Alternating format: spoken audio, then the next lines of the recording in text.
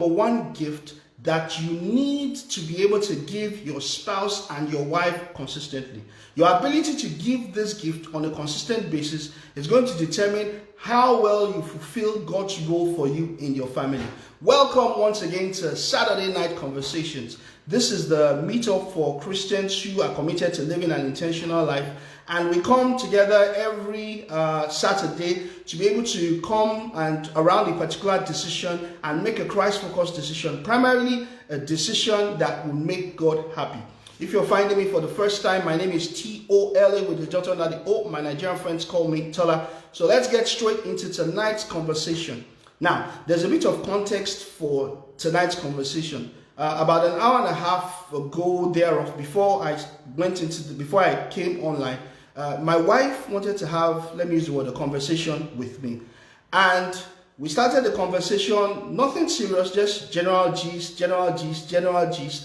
And almost at some point in time, I was almost tempted to tell her that, can we pause this conversation? Hey, hi, buddy, thanks very much. Can we pause this conversation? I want to prepare for the Saturday night conversation. And I just felt a nudge inside of me. I believe it was God who was nudging me that, look, don't stop your wife throughout this whole conversation. Let her continue. And the only reason this conversation should stop is if she decides the conversation has ended. Effectively, I have no right to end this conversation. And literally, that's what happened. The conversation went on and on. At a point in time, there was like silence in the conversation. Thank you very much, buddy. There was like silence in the conversation.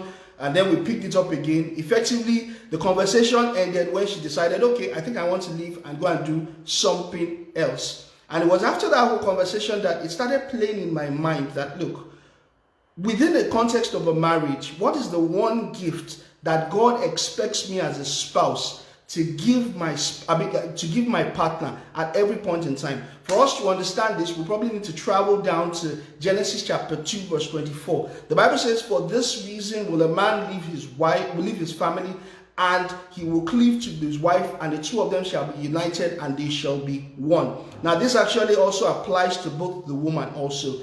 And what this text of scripture tells us that, look, once we marry our spouse, once we start our family, we are committed to give them the gift of priority over everything else. And let me tell you, this extends beyond just your spouse. This also extends to your kids. When you go down in the book of Malachi, God says the reason why he has brought a man and a woman together is because he wants a godly seed. Meaning that how you guys treat your kids is as important to God as the destiny of that marriage. And when you get down to Ephesians chapter 6 in verse 4, it says that fathers, be careful, do not provoke your children, but be careful in the way you treat them. Meaning that it is very, very important, the sense of priority that you give your wife and your spouse, or your husband, that you give your spouse, could be your husband or your wife, and your kids. Now, this is one of the things which I teach within the framework. There's a framework which I use, which is called the full life triangle. And within the full life triangle, we're saying that the most important relationships in life can be parceled under 3 levels. Now, on the second level is where you have your wife and your kids. Below here is where you have everything else, work, extended family, the whole gamut of every single thing. This is where you have them. And what we are saying that, look, in terms of priority, based on this framework, nothing here comes ahead of your wife and your kids. The only thing that comes ahead of your wife and your kids in terms of priority is your relationship with God and your health and your mind. That's the only thing that takes priority. But in terms of ranking, your wife and your kids comes ahead of every other thing. So in terms of how you design your life, you design your life downwards, meaning that you start from this level, you define what your life is, you move down to your wife and your kids before you move down to other things like work, the likes of everything, add them up. And when it comes, thank you very much,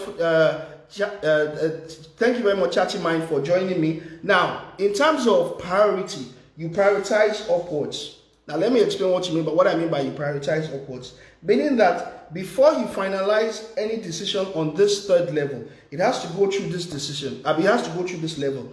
If it doesn't conflict with this level, you can move to the next level. And if it doesn't conflict with that level, then that decision passes that test. But if you want to make a decision on this level, and that decision gets to the level of your wife and your kids, and it has a conflict, then that decision has to be passed back again for you to make a better decision. Now, I'm sure for most of us, we are all familiar with the fact that we need to prioritize our spouses, but unfortunately, kids seem to be the one who get the short end of the stick, because for most of us, we don't know that we need to prioritize our kids. And that's the reason why I read Ephesians chapter 6, verse 4. It said, "Fathers, do not provoke your children to anger, but be careful the way in which you treat them." It's very important. Now, there's one thing I always teach when I talk about family. I said that the kids can either have a view, a voice, or a vote in the family decisions. Let me repeat again. Kids can either have a view, a voice, or a vote in family decisions. And which type of, whether you give them a view or voice or a vote, depends primarily on the type of decision you want to make. Now, I'm going to take very, very simple examples. The whole idea is just to make it easier. So, for example, you're your way from church, and then you decide, oh, kids, which fast food restaurant would you like to go to? Would you like to go to this or this? In that particular case, you can give them a vote. Pretty simple. The risk is minimal in that particular transaction. There's not in that particular family decision. There's nothing you lose. Whichever fast food really doesn't change anything. But for example, let's imagine you are relocating to a new country. You and your spouse, you've decided, you've made the decision on the country you want to go into. Thank you very much, Dami, for joining me. You've made the decision based on what you feel is best for the family, job opportunities for the kids and whatever. You've made all that decision. And then you now have to bring the decision to the kids. Now, what do you think the kids have in that particular decision? Honest to you, the kids really don't have a vote in that decision. What the kids have, they have a voice in that decision. And the voice is that, look, hey, daddy, okay, so you are relocating us. Okay, I hope where we're going, we'll be able to have this, we'll be able to have that, we'll be able to have this. The truth about it is that what they bring into that decision-making process might not change the decision you have made. But what it will help you to do is, it will help you to execute the decision you have made better. This is what giving them a voice in your decision-making process helps them to do as a parent. When you give them that gift of priority, it helps you to have a better executed decision. It may not change the decision, but it helps you to execute it in a way that every member of the family can feel recognized. So once again, the one gift that you need to be ready to give to your family, to your spouse, and to your kids at all time is the gift of priority. The gift of priority applies to literally every aspect of life, whether it's in terms of making decision. For example, you want to make a decision. Who takes priority in that decision? Is it people outside of the family or your spouse? Your spouse needs to take priority in terms of how you make that decision. It's the first gift you need to give your spouse. Thank you very much, Jedidia, for joining us. It's the first gift you need to give your spouse, because as you give that gift on an ongoing basis, what happens is that you build a stronger family unit, because every member of that family begins to recognize that, look, what defines the best decision for us is we who are within that family unit, not people who are outside of the family unit. So back to the triangle I was telling you about. So for example, the extended family are actually on level 3 here. So I know some of you say, oh, we have extended family. Yes, I know. This triangle actually takes care of it, and this triangle puts the extended family on this level, meaning that if your extended family gives you a decision that conflicts against what your kids and your spouse thinks, then you have to let go of that decision, because that is the first gift. And the whole idea why you are giving that gift is, one, you are trying to recognize the first order that God has given you as a family, that you as the spouse, you need to live your family and come together and join yourself together with your spouse. And at the same time, you need to recognize that you have a ministry to your children. God expects that you are going to raise a godly seed. And to raise a godly seed, He has given you that charge. Do not embitter your kids, but bring them up in the fear of the Lord. Be careful the way in which you treat them.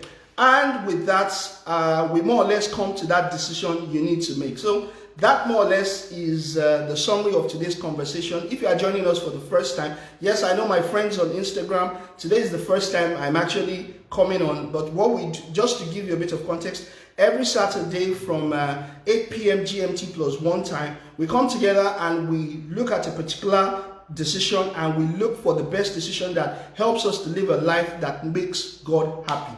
Typically, we run this between 15 minutes to 20 minutes, no more than that. And the whole idea is we just face one decision. We find out the decision we need to consistently make to that serves God the best way. And we're done for the night. So, like I said, we're more or less done for tonight. Unless I have any questions here and there on both Facebook and Instagram, there's no question. So, I would just like to wish you guys a wonderful evening.